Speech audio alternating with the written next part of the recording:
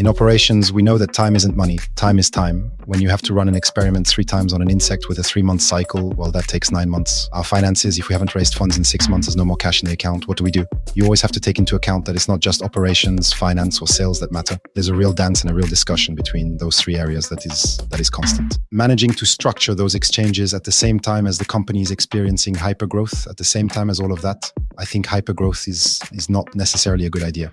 I mean, for industrial startups, stop thinking that because we inject more money, it's going to go faster. The number of times I've been asked, yeah, but if I give you 3 times more funding, what do you do tomorrow? Well, nothing more.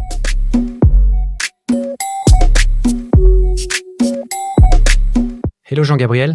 Hello, Antonin. You are one of the 4 co-founders of Ynsect. Ynsect, we've heard a lot about it these last few months. Absolutely. So now the company has completely shut down. Ynsect was one of the biggest fundraising rounds for industrial startups in the 2010s. Mm-hmm. Great ability to raise funds and develop a number of factories, and at the same time, a spectacular failure. Doing an autopsy of the Ynsect company is interesting for all those who are creating industrial startups today. There are many in the Asterion portfolio. So what I suggest is that you tell us what happened, what were the big moments, the highlights of Ynsect, and then maybe what you learned from it.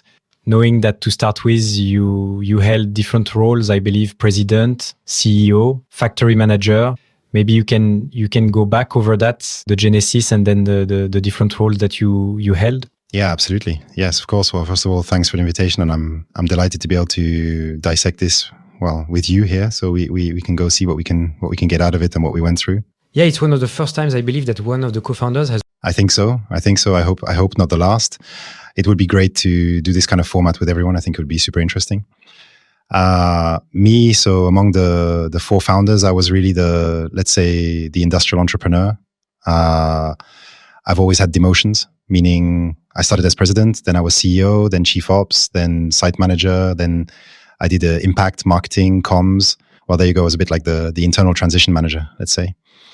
And another way to put it is that I always stayed close to the ground, meaning what interests me is really the factory, the shop floor, how we manufacture, how we do it. And that's what that's what I really worked on at Ynsect. So from the R&D bench, up to the launch of the big flagship in Amiens. Let's go back to the genesis. How did Ynsect start? So Ynsect, it started with a group of friends. So my group of friends from high school, where we got into, we wanted to open an insect restaurant. That was really the origin. So we're 25 years old, and very quickly we realized that we didn't want to be restaurateurs and that we had a problem, which was that we didn't have any insects to put on the plates in our restaurant. The Ynsect restaurant at the beginning, is it a joke? Is it to address the ecological crisis? What's the motivation? It's a mix of all that. It's the time when we're always in bars as students. It's the time when we like experiences, things that are fun, all that. And actually we dig into it, we scratch the surface, and the environmental issue comes up right away. The fact that actually it makes a lot of sense.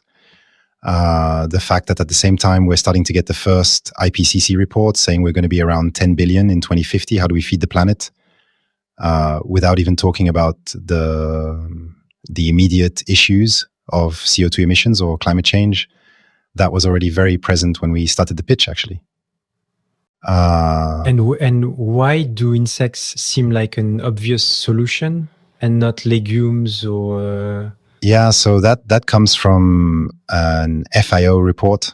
That was the one that had been a bit of the precursor, which said that insects were eaten by many cultures in the world, including ours. In fact, if we go back a bit in the old days, we used to eat insects in France. Oh, really? In France? We had forgotten it during the agri-food shift after World War II.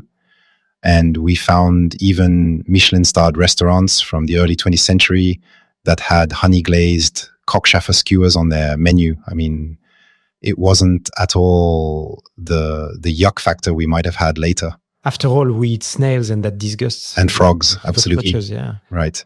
And there are 2 more pairs of legs on shrimp. There you go. And so you start with insects? We start with insects. Very quickly, we understand that we actually need an industrial scale, meaning that I remember at the very beginning of the company drawing on SketchUp what would later be the Amiens factory. There was already this vertical farming operation with factories next to it, etc. All of that is it's something that was there very quickly, right from the start, actually. Meaning that for us to exist in the food market, we realized very quickly that it was a matter of volume and quality, but volume. To give you an idea, right? A food product line, whatever the market, whether it's for animals or humans, you're talking thousands of tons annually, right away. And with the challenge of reaching a certain protein density for both animal and / or human food? Yes, well, it's not just protein density. It's a bit more complex than that. We're talking about amino acids. We're talking about amino acid profiles. We're talking about digestibility. We're talking about price, obviously. There's a whole set of factors actually that are very well understood because we're in a commodity market. So we typically have independent labs that can take the product, analyze it, and almost give us a market price right on the spot. And it's very structured actually. We're in 2011, now we're in 2026. So 15 years later, we'll get back to the beginning. But today, the insect-based food market, it has exploded beyond the insect failure. Is it how do you see the market today? Yes. Well, in any case, it has exploded. Yes, Is it as big as expected? Or I don't think there have ever been structured figures in the sense that for now we don't have a factory that's really producing volumes, etc., that allows us to structure that with a benchmark, etc. Right. There are projects starting to work. There are projects that are growing, that are setting ambitious goals, etc. But there isn't yet a player that has managed to achieve the ambition we had, which is to have several dozen or even hundreds of units running around the world. Right. Let's go back to the beginning. So there are the four of you. What's the first thing you do? Do you make a deck, a business plan?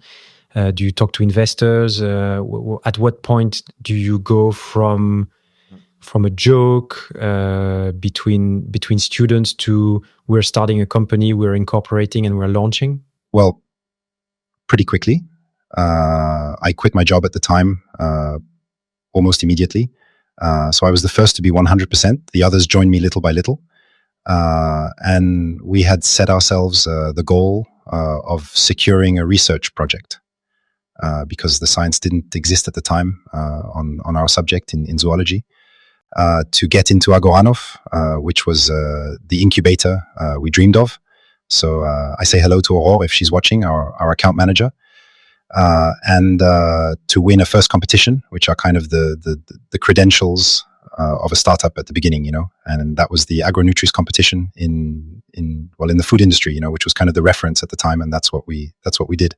Yes, and you have to put yourself back in the era of... So a very classic start. Where the entrepreneurship craze wasn't where it is today. Yeah, we were pre-Startup Nation. Pre-Startup Nation. And on industrial startups, you were almost all alone. Yeah. Oh, well, the very first fundraising we did of 1 million, it was almost unheard of at the time, at that moment, yeah. Yeah. And so this first fundraising, it came after how long? It came pretty quickly. So... you can ask ChatGPT for the exact dates, but for me, it was about 2 years after starting. So it was 2013. Oh, right. Okay. So there are still 2 years during which you do what? So you say research? Yeah, research. In fact, we operated on the seed loans and then the various competitions we won. We won a lot at the start, which helped us buy the first computers, do the first experiments, go and produce our first real product in the food tech halls in Massy-Palaiseau. That was me on the line. Well, that's it. It was really that kind of start. That Agoranov, once again, which is free for startups, right at the beginning. It's still. And the first investors, who were they then? It's good, First investors, it's Ematech and Demeter, who there you go, who believed in the project, who believed in the ingredients we were producing, and then in the industrial ambition we had. And it's with them that we start.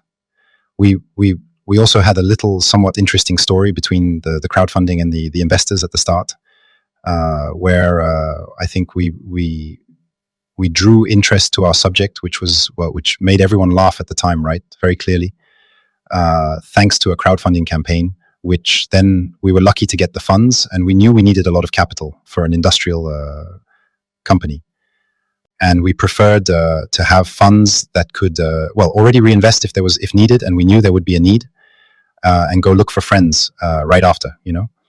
So there was a whole story at the beginning that is quite edifying and quite great to experience, to say the least.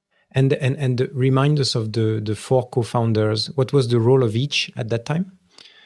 So among the four co-founders, we always talked things through well. We had good processes actually for regular discussions, where we'd share our highs, our lows, what's working, what's not, what I want to do, what I don't want to do, what title do I mean, we had a whole bunch of questions we'd repeat every time. That way it's really very useful. Were you able to do it on your own, or did you have mediators helping you? Well, I still have the Excel sheet. If anyone's interested, I can send it. We had a few mentors, but we didn't really use them. And then we were well supported at the incubator level. When we had questions, actually, we had a sort of incubator budget to be able to also hire people to come help us. That was really good. And we always had the role of the four at the beginning. Yes, so the roles of the four. Antoine was at the beginning the director of research, and very quickly he became the president. So president in charge, let's say, of relations with investors, with clients at the start, before we had our sales director. There was Fabrice, who really took over R&D, at first more on strategy, then later R&D, and Fabrice Perrault and Alexis Angot, who was really on the general secretariat. So both, CFO, right, classic, but also all the HR issues, accounting, all of that. And the one who drove the successive fundraising rounds and spoke to the fund, that was mostly Antoine. So it was Antoine and Alexis, who really worked as a duo on that, at least for the first fundraising rounds. The very last ones, Alexis left the project in a little before 2020. Antoine and Alexis. Then there was only Antoine. So you're the one who is in charge of creating and running the first factory? Yes, it's true. I didn't explain my role. My role then has always been operations, the technical side. So turning R&D ideas and client needs into a solution that works, you know. And so what year are we in when you create the first factory? So the first factory, so that was done with ultimately the second fundraising round. The first was really dedicated more to R&D. So that was setting up in Evry at Genopole with our R&D hub, which employed up to, I think I'm not mistaken, 50 or 60 people, out of a maximum total of 400, you know. So that came after that.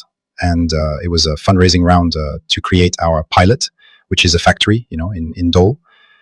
So a budget, I don't have the exact figures in mind, but we're talking about an investment in the range of 10 million euros. That's what you have to keep in mind. And so that was, we're in 2015. Construction was the year 2015, and the pilot's commissioning was 2016. And me at that time, still with my desire to be close to the ground, you know, to really understand what's happening. I did the supervision of both the construction, the creation, and then hiring of an engineering director, and then the commissioning of the site and the first year of startup. You know, how do you decide that you're the one who's going to take charge of that, the first factory? Was it clear to the four of you from the start, or did it happen gradually? I want to say I didn't really leave much choice. No, it was obvious that I was going, actually. Okay. I did a real tour of France of all the contacts I could find in my network of factory directors, whom I went to see, whom I sat down with. I visited their factories. I told them, okay, I'm building a factory. I've literally never done this. How do we do it? What is it I need to look at on a technical level, on a human level, on a financial level? I mean, at the time of construction, after construction, what's interesting in maintenance? What kind of things do we need to look at? What's going to be easy, not easy? I mean, actually, it's a fascinating world, the factory. And there's a lot of know-how to master ultimately in a short time. And one of the directors I did a factory visit with, well, a few months later, he's the one I hired as engineering director to help me set up the project. What is he doing at that time? He's the director of a factory in the north of France. In what industry? In fermentation. So big, you have to imagine big vats, bubbling bacteria that we then dry and process into products. And wasn't it too much to ask of you to create a factory from scratch, knowing you'd never done it? Well, there's always a side where when you're an engineer, you think you can do everything. No, I think that then what I brought was, a good brain and then boundless energy for it. So I think you need that entrepreneurial energy to consider doing projects like that. And I also think that's what our investors came looking for, was that we had a team of 4 that was very solid, very complementary. And that was the strength of the project for me, in those years, very, very, very clearly. And then you have to surround yourself. That's to say, for me, the job of the entrepreneur is to build teams and go find people better than yourself. And I mean, that's what I always told the teams, the best thing that can happen to you is to fire yourself and hire someone better in your place. That's what I always did at Ynsect. Because, well, there you go. You have to know how to stay humble and stay in your place. In the sense, it's too easy when you have a founder position to think you can do everything when, well, we don't know everything. So tell us about the construction of this first factory. Did it go as planned? Did it take longer? Well, it always takes longer. It's construction. Since leaving Ynsect, I've become a carpenter, so I know what a construction site is like, among other things. And yeah, no, it took as long as it took. It didn't slip too much. We were within reasonable and expected deadlines, let's say, for building a factory of that type. The startup was, it was hard. It was very, very hard. Because, well, it's a factory where nobody had ever started up a factory of that type before. So there's everything to discover, everything to understand. There's also everything to say to yourself, oh yeah, we put that together backwards. Maybe we need to take it apart and put it back the other way. I mean, it's very, very, very, very down to earth things, but they take the time they take, And at that point, we're really in hard innovation, And at that point, what's the input and output of the factory? The input and output of the factory? Physically, yeah. We bring in wheat bran mainly. So wheat bran is the whole outer shell around the grain, to which we add our magic powder just to have, a recipe that is optimal in terms of nutrition for our insects and recipe cost. That's our main KPI for the factory, that one. And on the output side, actually, we have at the beginning we had protein. Very quickly we realized that the fat was great.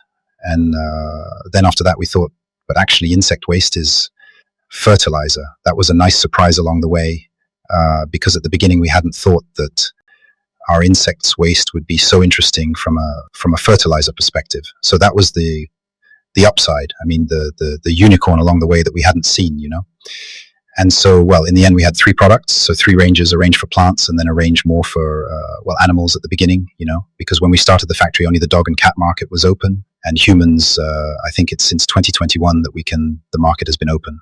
Mm-hmm. The next round of funding, which is quite huge, I think it's over 100 million. It comes quite quickly after this first factory. Do you have enough data to successfully raise this funding?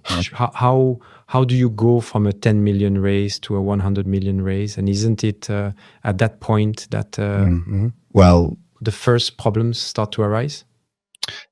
Yeah, well, here I'll make a little disclaimer because it's always easy to analyze in hindsight. But I think at that point when we start, we have a story that holds up. We have a story that raises funds. We have meaning. We have a product that is that's great. We have very good customer feedback on it, who are waiting for just one thing, which is for the product they got in a 1 kilo bag to be produced in 4-ton big bags. And there you go, for all 3 ranges. Yeah, absolutely. All 3 ranges. And then we have a question of we need to increase volumes very significantly just to exist in the market. To get an idea, how much is this factory capable of producing each year? Well, there we're talking about on the order of 100,000 tons. So it's very big. I mean, is that the Dole factory? No. How much is the factory? No. The Dole factory, we're more on the order of 100 tons output and 1,000 tons of input. In our wildest plans, if everything went perfectly, we would have been at 1,000 tons of output. There you go. It was in that ballpark in any case that we play on Ynsect. In Amiens, it's 100 times more. Right. And so at that point, you know that to exist in this market, you have to scale up 100 times. Right. It's 50 to 100 times, but that's the general idea. In any case, the order of magnitude is indeed 2 orders of magnitude. And so how do you interact at that point with Antoine, who is talking to investors, and you who are on the ground and seeing maybe the time it's going to take to successfully do it at scale? Well, there we have a bit of, I think, the classic relationship of the operations person who wants it to work and needs time versus the finance person who wants it to be profitable and wants it to go fast. So there is clearly this debate. Now, I think it's more complex than reducing it to a discussion between Antoine and me. Around the table, well, there's the whole team, At that point, we're already about 100 people. There are all the investors, there's the board, there are the customers. When you say around the table, very concretely, you in Dole at that point? Me at that point, yeah, I'm 100% in Dole. So when you say around the table, does that mean you come back for board meetings? What is the table concretely? Well, it's actually the other way around. It's more the board that comes to Dole. There you go, a small room that has seen quite a few board meetings and of great meetings. Yeah, I'm very busy. I'm very much in the thick of it. Yeah, I mean, the question you're asking me is, did I have enough? Enough. Well, that's the question I asked myself. Sorry. Did I have enough time at that point to be perfectly clear, to have all the time in the world to think about the decisions we make and so on? Probably, but would I have liked to have more? Yes. No, I'm wondering, is it to use the table metaphor again, even if it's very concrete? Right. Yeah. Is there a board meeting every 2 months? How are there discussions between partners outside of board meetings? Does this feedback loop actually from the factory to the strategy, does it exist, or is it lacking? Well, it's not perfect, that's for sure. For one very simple reason, which is that we are learning the business. There are lots of, for example, a really simple thing is the factory KPIs. That was an evolving process throughout Ynsect, because we're learning our business. I'll take a really simple example. At one point in R&D, we realized that we could, based on the size of the insects, determine their sex. Which let us know if our production could become way more efficient or not. Well, at the beginning, you don't know that, So then the type of KPI that's very, very, very simple, well, actually, sometimes it just appears. So there are things where we might have a vision where no vision, and then suddenly we have a vision, and then we think, oh, wow, there's a way to improve, and so on. But every time you discover an insight like that, do you share it? It gets shared. Does it impact the strategy? That impacts the design, first of all, without even talking about strategy. It impacts how we're going to run our operations, how it changes the process book. What we call the process book actually it's a sort of very broad document in which we integrate everything about how the factory works. Meaning that with a well-made process book, a team that knows nothing about it is supposed to be able to rebuild the factory. So the decisions around this process book, they never stopped evolving. And when we make the decision to start a farm, we know that the process book is not, it's not final, That's something we build on. We know that, for example, if there had been a second factory after Amiens, a second big factory, the process book wouldn't have been the same at all. Because we know we would have moved forward, we would have understood, we would have done things. So you're in Dole writing the process book as you discover things. Exactly. And you realize as you go that there are lots of things you don't know. And do you know what you don't know? Right, exactly. That's it. Meaning there's always the side of we know what we know what we don't know what we know, and then we don't know what we don't know, And clearly the don't know what we don't know, we don't know it. Well, I don't know what I don't know, but there are plenty of them. That I'm certain there are things I don't see yet. But it's easy to say in hindsight, but at that moment, do you realize, given that you're discovering things, so many things as you go, do you realize that actually the amount of things you don't know is so significant that you're going to need more time for experimentation to, of course. Yes. So in operations, we know that time isn't money. Time is time. Really, well, when you have to run an experiment 3 times on an insect that has a 3-month cycle, well, that takes 9 months. Because to launch the next one, we need to have the results from the previous one, things like that. It's very hard to explain that, we're going to lose a year, just running the experiment 3 times to be sure that the results we got at the start weren't just a fluke. That is very hard to carry in a hyper-growth environment. It's one of the things for me that, when I ask myself if there was one thing I would change in the history, etc., it's 3 more years on Ynsect before doing Amiens, clearly. On Ynsect, which is... Ynsect, sorry, which is the pilot, Dole pilot. Yeah. But hey, that's the operator speaking. When I heard Antoine telling me, well, financially, if we haven't raised in 6 months, there's no cash left in the account, what do we do? There's always... you have to try to, you always have to take into account that it's not just operations or finance or sales that matter. There's a real dance and a real discussion between those 3 poles that is constant. And this dance and this discussion, I'll come back to it, but it's taking place at that moment. Yeah, that's it. Meaning that there is. You still manage to have these exchanges. Oh, of course, and it's also a whole side of, well, exactly, and that's what is for me the essence of of strategic decision making is that it's not a common sense decision. There isn't an obvious decision, And when you get to hard points like that, there is inevitably a decision that pleases no one, so to speak. But we still have to move forward and do something, and that is that's where we do strategy. Were there levers at the time to finance those 3 years, those 3 extra years? That would have allowed you. What do you mean by? There are other funding mechanisms. Would going back to the historical investors and telling them, look, we significantly increase the probability of scaling up if we give ourselves 2 more years. Did you consider that scenario? Did you pitch it to the historical investors? Because listening to you, it sounds like. Did we pitch it? There was no other option. I think we talked about everything. I think in terms of funding levers, I think we went after everything we possibly could. Whether through grants, through clients, etc. All of that. No avenue was overlooked. Basically, given the scale of our needs, it was. We had to go for it. Whether after that, in any case, that's not the choice we made. We didn't choose to say we'll wait, and there was an opportunity. There was also there's a whole thing about momentum and history, where sometimes you can get sucked into a bit of a hyper-growth strategy, and that's what I try to do too. At my level with, the projects that come to see me to discuss their strategy. Well, sometimes there's this side of how can I explain that I need to be patient, knowing that if I'm too patient, the project stops.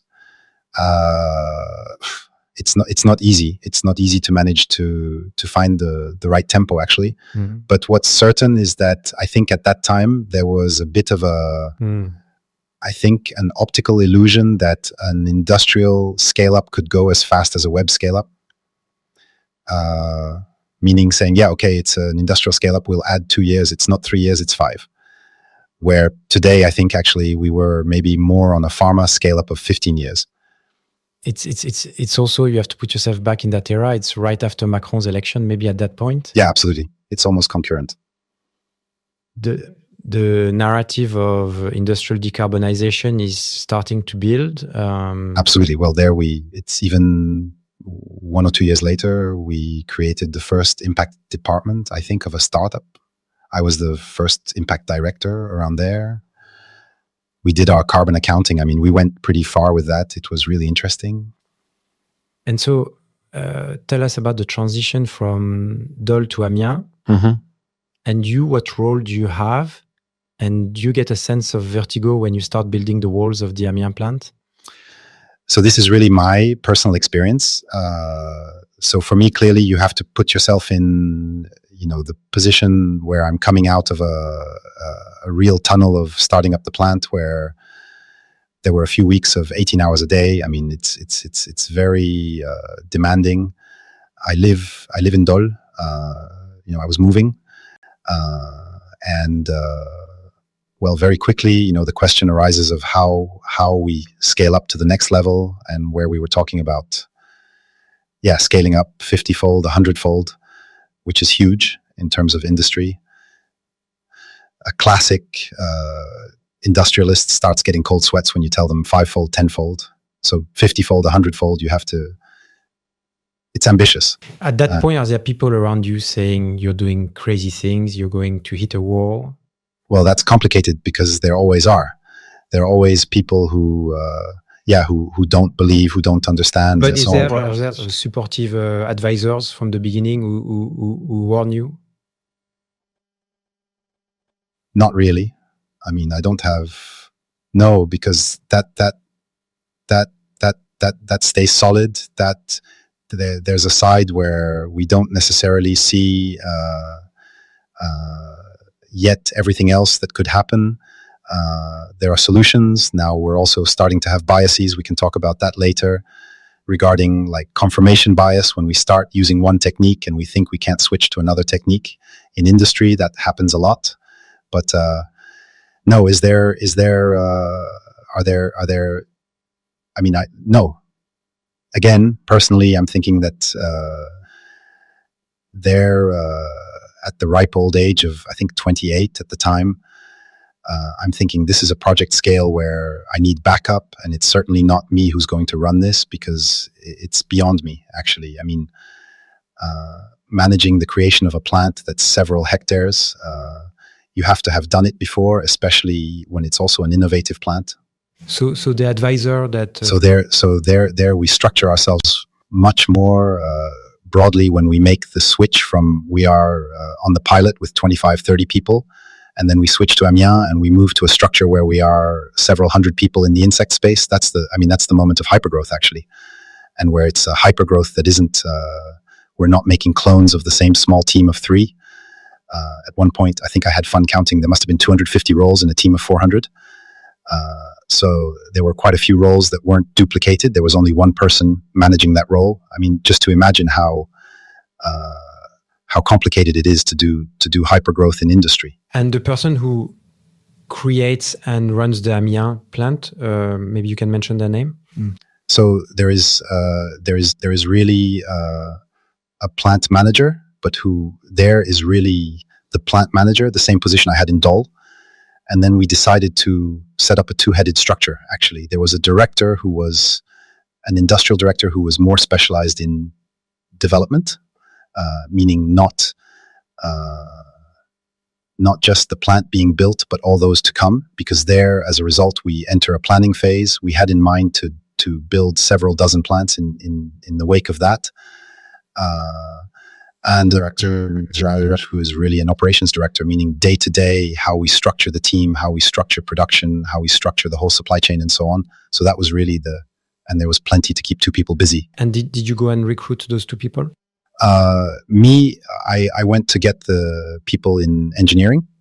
After that, for those 2 people, no, it was more of a joint decision by the board. I mean, I was involved in the recruitment, but between the board and operations, I mean. But they are part of the project that is sold to the investors coming in on Series B, and absolutely, who are injecting over 100 million into the company. Absolutely. Now, did they arrive just before or just after? I don't know, but it was part of that. It made no sense without the expansion to Amiens. And when do the first cracks appear, in your opinion? Is it before Amiens or right at the start of Amiens? Do you say to yourself, "Uh-oh"? Well, what I think very quickly weighed down the Amiens project was precisely having a process book that was very loose, very unfixed. Meaning, what does that mean in concrete terms? We have a process book that, I don't know, it happened. I'll take the example, 6 months after the first time we gathered the engineers around the table to start making the plans for a farm we were going to build, there are new results coming out of R&D and the pilot.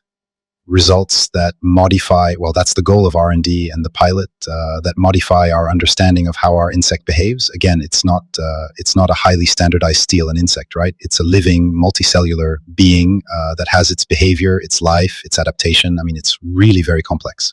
So then, so that changes the plans. It changes the process book. So it changes the factory. So that means the plans, well, we have to redo them.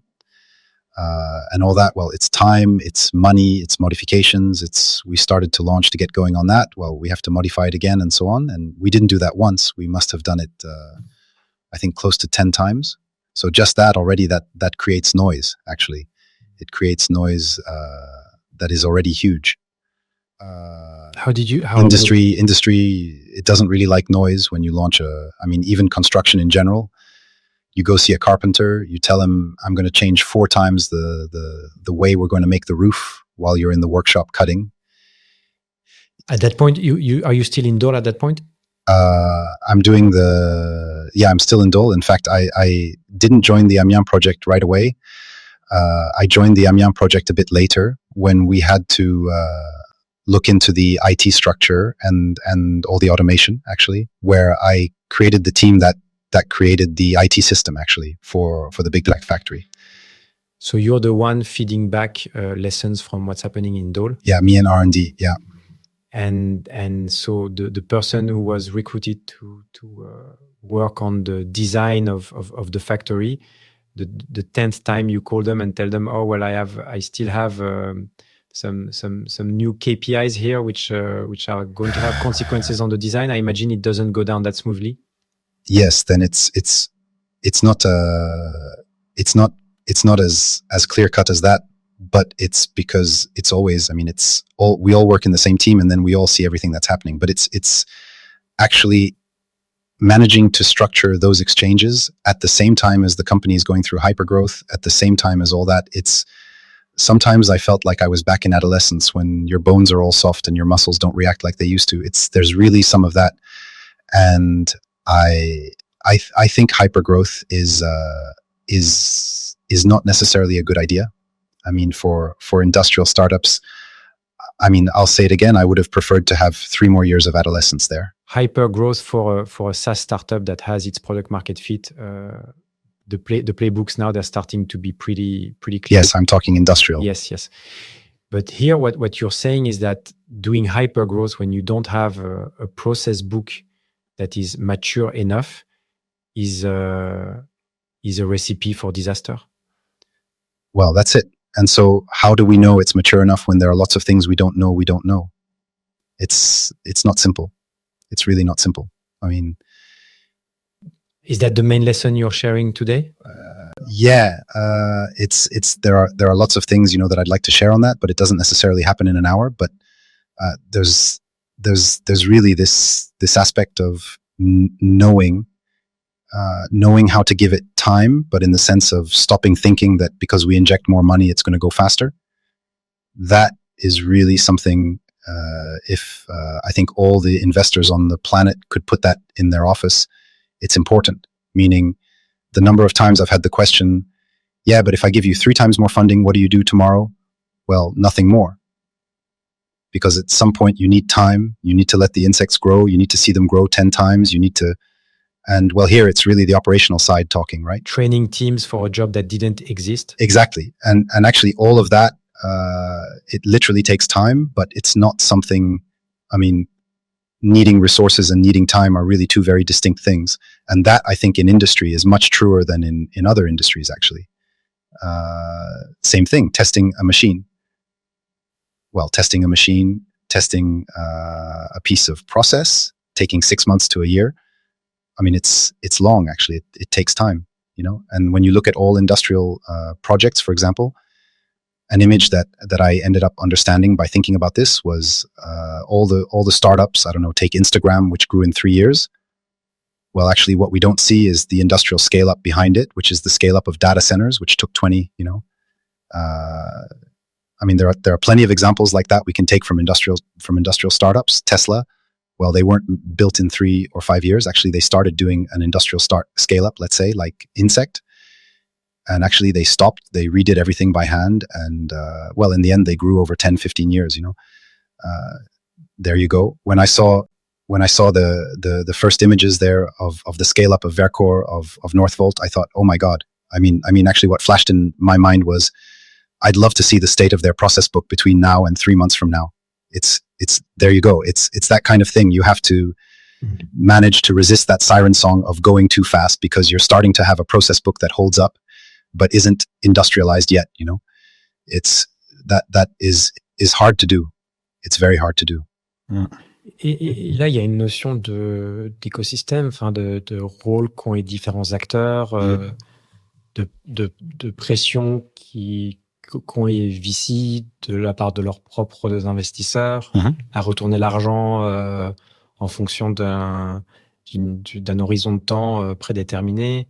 Est-ce que tu as disséqué toute la chaîne de création de valeur et tout le jeu d'acteurs qui fait qu'on en arrive là, et où est-ce qu'il faut agir pour que la prochaine fois, le futur Ynsect est 3 more years?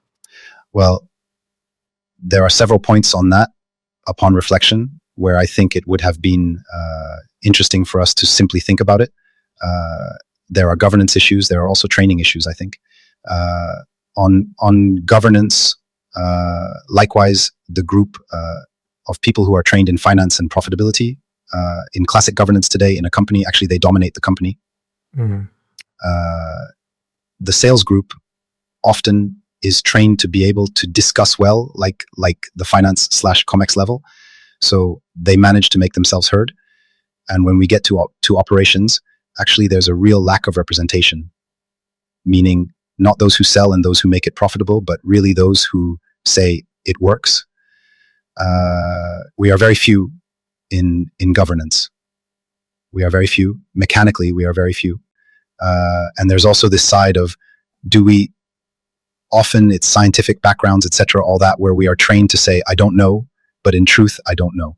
And where we are trained to say, well, if I don't have facts, I'm not going to have fun writing a BP that I don't know much about until I have facts. And so that in training, I think there are things to be done on how to carry the voice of operations, For me, it's something, I navigated a lot between really the shop floor and Comex. And it's an absolute split, because, well, it works, it doesn't work. There's no, but make me a low case, best case, high case. Well, actually, either you know how to do it or you don't. And if you make me a high case on which, well, I don't know how to do it, feel free, go into the factory and then show me how it's done. But I'm not going to pull your plus 30, plus 40% out of a hat. Those are real questions. Did you say it like that? Did you say it like that back then? What I still haven't understood is to what extent this conversation. No, that I conceptualize much more today. Yeah. I conceptualize it much more today. I think back then there was really a side where, also very concretely, I wanted to believe in it. To tell myself, well, these goals, we take them, we go for it, and there has to be some of that too. That's how we challenge ourselves. Yeah.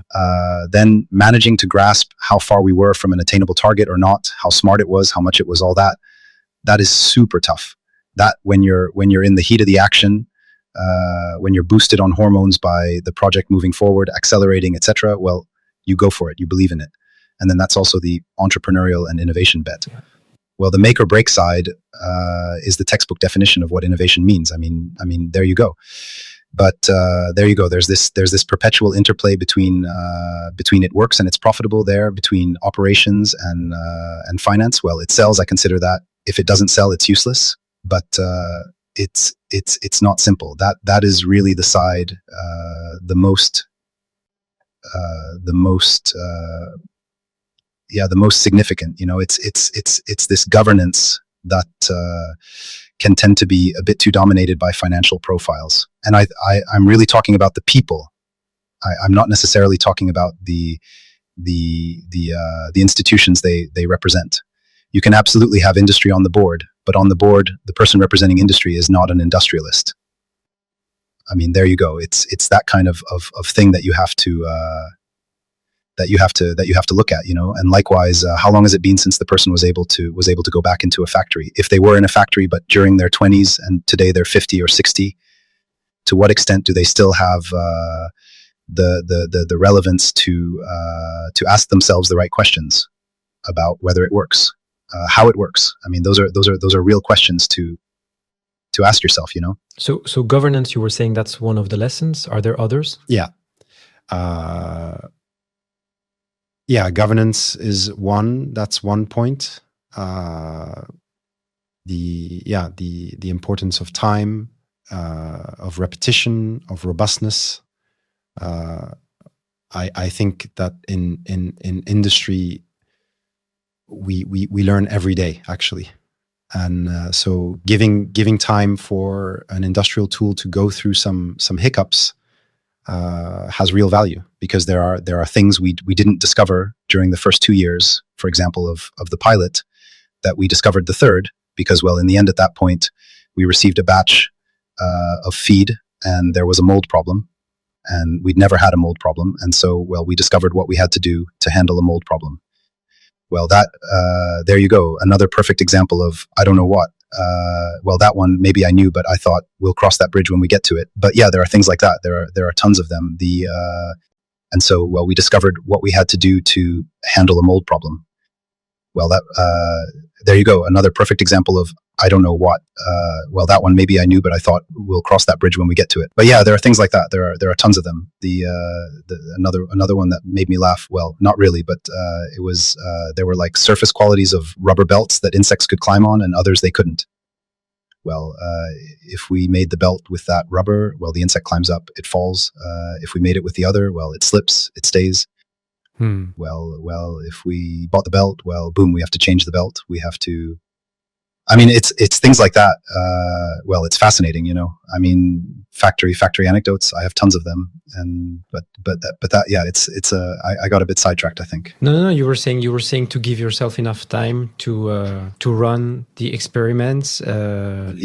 Governance, time. I think to write the process. Exactly. That's something we did at Ynsect, and that worked really well. I think was. Having everyone spend time, no matter their level in the factory, going to do a shift, 2 shifts a week, 2 weeks. There were even 2 engineers I hired as line operators for a year before they became engineers.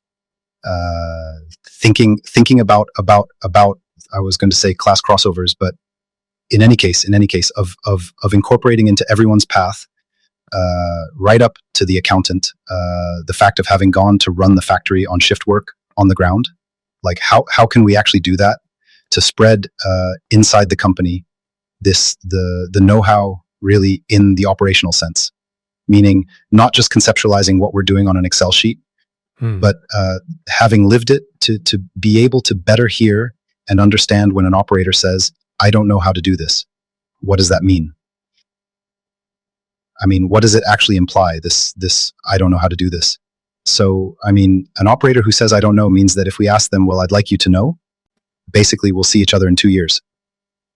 It's not see you in a week when I've redone a new Excel sheet. I mean, and regarding the industrialization strategy, were there other paths to industrialize less quickly beyond the 3 extra years on the Dole factory? Could there have been a more modular industrialization without a gigafactory? And here we come to the new industrialization strategies for startups launching today. Or was it actually that on the insect sector that was the only way to proceed? Well, in any case, I think the one we did for Ynsect was the right one. I think we would have benefited from doing an intermediate step between Ynsect and Amiens. I mean, between Dole and Amiens, very clearly. But well, that's easy to say after that it's done. Modular, you have to think about it project by project. I don't think there's a single answer, in the sense that there's a real question of the equipment and the behavior of the material in relation to the equipment. The scale up in industry is incredible. I'll take an example for me that had struck me. It was I take the glass and I stir its contents. Well, in the glass, I take whatever, I stir, it works, When you imagine that you have a glass that is 500,000 liters, there are literally like stir specialists who send you a directory like this of 500 pages with about 10 references per page to select your stirrer. Do I make 500,000 glasses with a stick, or do I make one of 500,000 liters with a directory to select just the stirrer that goes in it? Well, actually, there is no answer. The answer is yes, maybe, or else maybe it's a glass that is 20 liters, or maybe it's a glass that is 1,000 liters. Well, actually, the answer is that we have to do it, then test it, then go run experiments, and besides, I need time. I mean, there you go. It's in industry is like that absolutely everywhere. Another example I have when we did the scale up switch, there it was the arrival of the feed on the site. So the arrival of the Ynsect feed on the site. When I was at Dole, I had one truck arriving per week. Well, I unloaded the big bags. There was an area where we put our big bags, and then we fed our insects with that. There were operators who came to get it. We managed. There was no problem. On Dole, we go to 44 trucks per day. And well, the answer is that we had to build a control tower to manage the arrival of trucks 200 kilometers away. There you go. And this kind of problem, you have to imagine it absolutely everywhere in the factory. So the managing to understand that actually these are things that are not written in a BP Excel sheet, and that sometimes is something I can see as a bias in certain executive committees in which I was participating. It was the difficulty actually in conveying this reality that isn't that you can't write in an Excel row. That is it's an art, really it's an art. And succeeding in doing that, it requires a lot of time, of training, of involvement, of that everyone doesn't necessarily have the time to put around the table because we all have jobs to manage, So it's quite a challenge, And so, would you say that there's a lack of maturity in at least at the time of maturity in the ecosystem on these issues? Are there enough of players who have an intimate understanding of industrial issues, including among those who, you learned the trade, but around the table, did you have people who had already done it? Actually, I would say I wouldn't say I wouldn't say maturity. I would say rather really diversity. Really diversity. That's to say, are we capable of having voices of weight, of listening, of influence between our operations, our finances, and our sales that balance each other around the table? That's more the question. It's not so much a question of maturity because, well, obviously we need people who know about finance, who know how to finance the project, who pay attention to profitability, et cetera. All that is no need for more maturity on that, On the other hand, around the table, do we sit down with people who speak exactly like us or with people who are not speaking like us? That's to say, either their interest is that it works or their interest is that it sells because they trust you to make it profitable. It's more from that point of view. I find that in governance, there are maybe some things to crack, And among the protagonists of this story, there are also, there are different types of funders. There is also public funding. Mm-hmm. Did those players play a particular role in Ynsect's history, or were they more supportive in the sense were they actors in the leadership of Ynsect, or did they follow the funders, the private investors? So the public funding as an investor, it is always co-lead or follower. At least with us, it was always a private fund that was lead with the public in co-lead in certain rounds, I believe, right? Mm-hmm. But so it was still one of our the BPI, right, was still one of our main investors from the beginning, right? Very, very clearly. And I was going to say it was also more than an investor, in the sense the environment of the BPI. I mean, BPI France is an amazing stroke of luck that we have in France when we want to set up projects, right? It's super well structured. It responds, it connects, both at the level of funding, but also on the ground at the level of the CCIs, at the level of the whole French administrative environment, actually, which follows us. We were super well welcomed, received, pushed also by the directorate, It's the DDP. For everything that was the fact of being able to have the authorization to practice our trade. I asked you the question because you have that is key. You have also been criticized for wasting public money. How do you experience it in hindsight? Do you say to yourself, actually, it's also the role of the public authority to finance these risky innovations as long as they have a positive societal impact?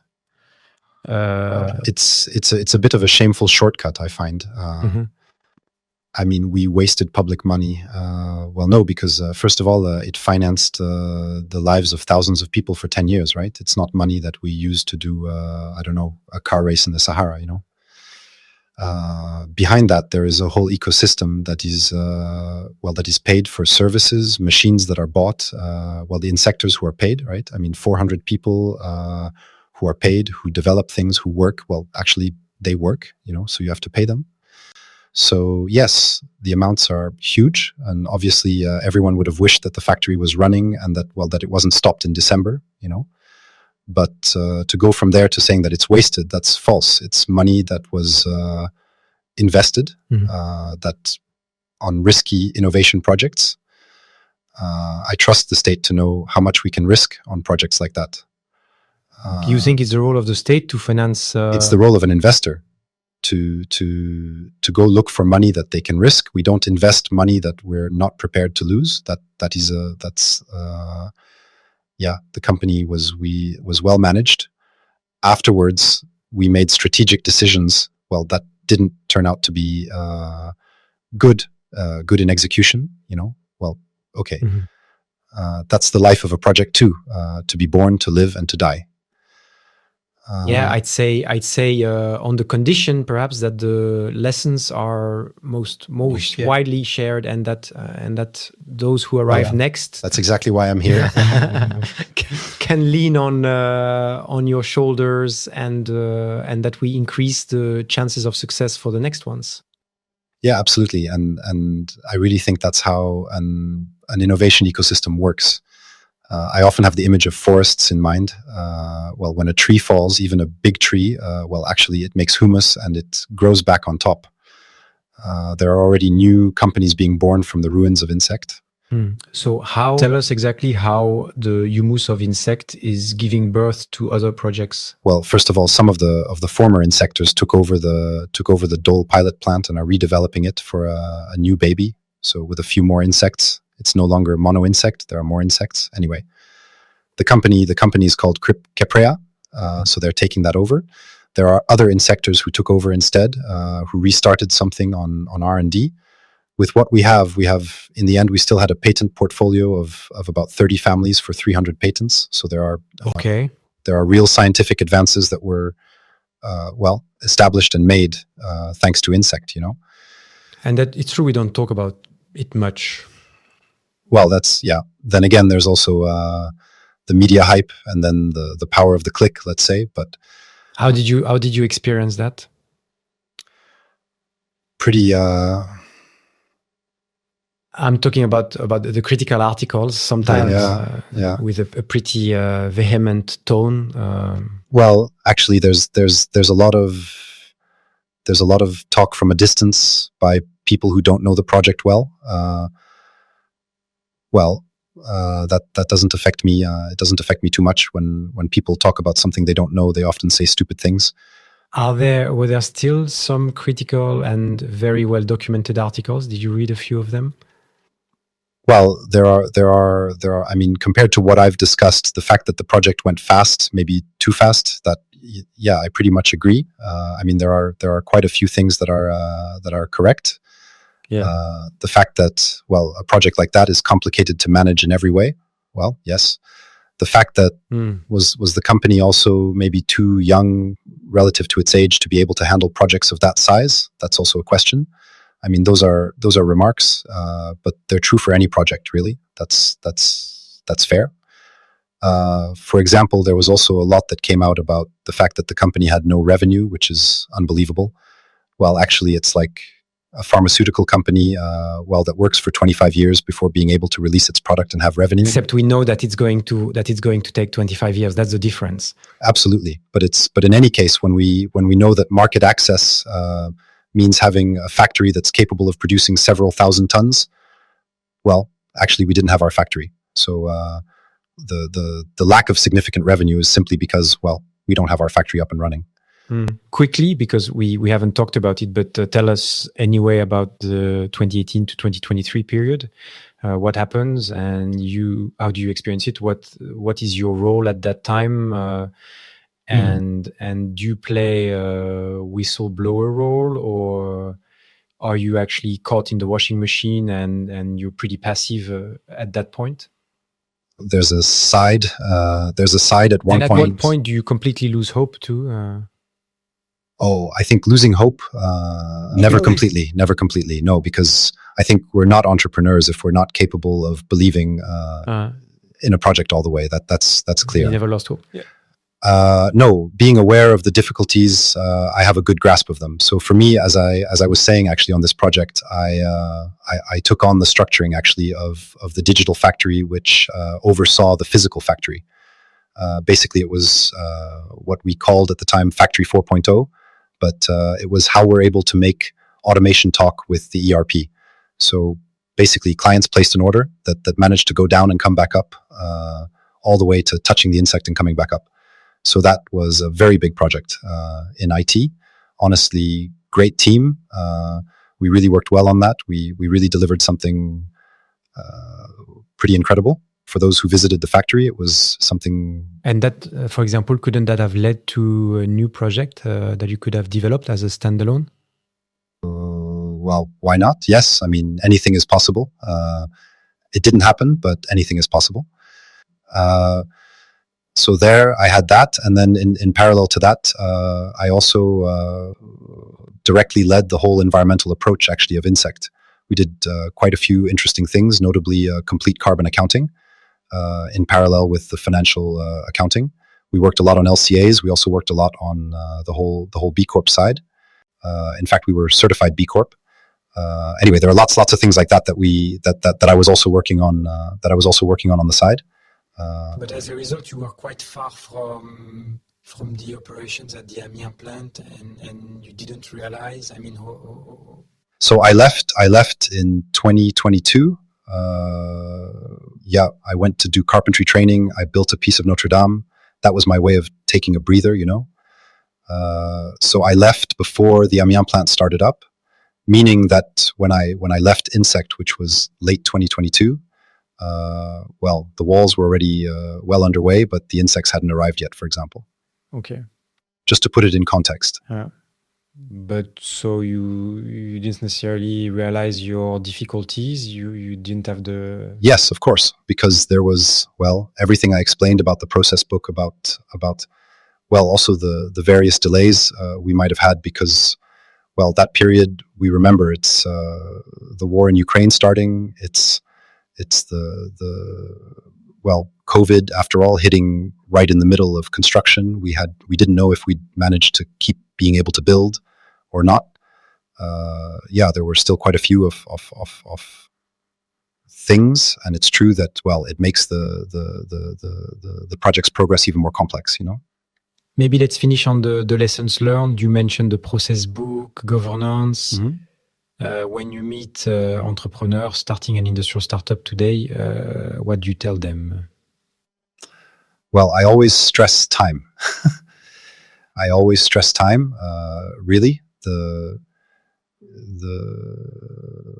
I also strongly advise the CEO to, go do yoga or things like that to learn not to go fast. give importance to. What do you tell them? Do you tell them it's going to take 15 years? Do you tell them if you're not ready for 15 years, go do something else? Yeah. Well, yeah. Put differently, I think I teach them to defantasize hypergrowth, meaning that it's actually, I think that chasing hypergrowth in industry is slower than not chasing it, paradoxically, because, well, going at the right pace and without messing up is much faster than trying to go all guns blazing and messing up 10 times, that I think is very true for industry, There are other industries, it's different. It's holistic, you need 8, 10, 12 years before going after exponential growth, actually. Well, in any case, yeah, or say that it's an exponential with something that looks a lot like linear at the beginning, It's in any case, yeah, you have to go slowly. You really have to give him, and why go slowly too? Because it's something we don't realize, but it's that complexity. It increases exponentially with the scale, and there's also the fact that really you can change processes 10 times at the beginning. From the moment you start scaling up, you create technical debt. If you messed up, wiping out a technical debt to redo it costs about 4 times what it cost to buy it. I mean, that's a number I'm pulling out of a hat, but it's really the feeling I had. It was every time I bought a machine too early, I had to pay for it 4 times over to erase it and put it back. Because it has surroundings, because it's connected, because there are lots of things that have been created around it. And those are, they're kind of hidden costs, that are very hard to estimate, because once again, we don't know which machine we're going to change. Because we learned something new, but this kind of subtlety, etc., all that's what I'm trying to get across. Actually, it's on that I bring my perspective, saying, look, careful. This smells bad. This I understand. This I don't understand. Anyway, that's the kind of work, but it has to be done as close to the ground as possible, even on the ground. You were less involved with investors, and you didn't talk about them much, but isn't there also a difficulty in funding the Series B, where you don't yet have indeed your process book totally set, where there's still a lot of risk, and at the same time you have to keep funding? Yeah. People often say it's the valley of death for industrial startups, and that we don't have the right financial instruments in Europe to fund these periods. Do you have a view on that? And isn't it also the role, perhaps, of public finance to design the right instruments that allow to hold on until going after? Well, that's the moment where I would have gladly passed the mic to Alexis and Antoine. So it's super interesting to get their feedback directly.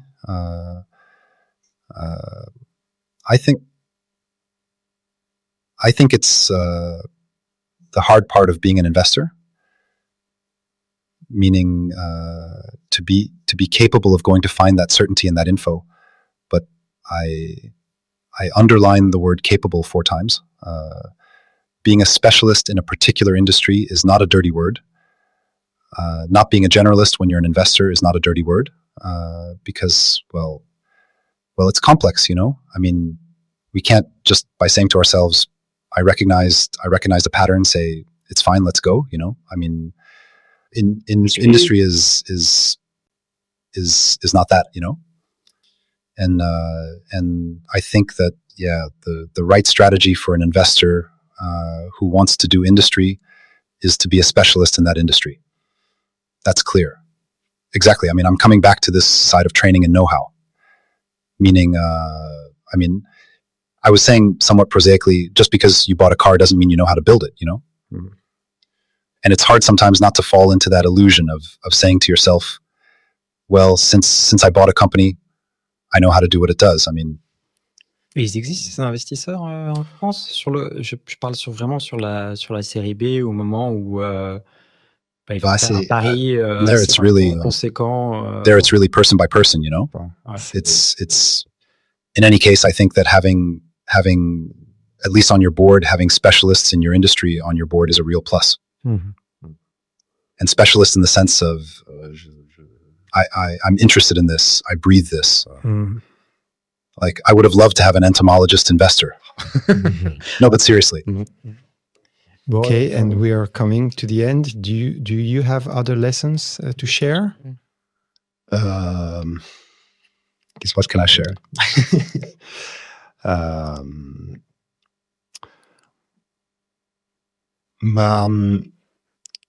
One thing I'm very proud of on a personal level from the Ynsect adventure is the community of the insectors. I mean, really the team, you know. The team is really great. We still see each other. People would come back to their colleagues' farewell drinks 4, 5, 6 years after leaving the company. I think it's very important, and that there's really a human adventure side that will remain no matter what. I mean, which is really cool dans l'entrepreneuriat, particulièrement chez Ynsect. And which helps to seed other projects, as you mentioned. There are other startups that have been created. Yeah, that's it, and it's quite common to also have former employees coming back. Found a new company.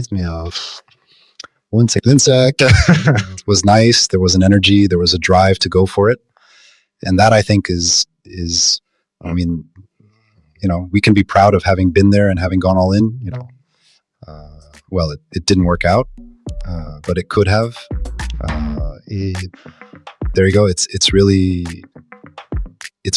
what I say to other colleagues.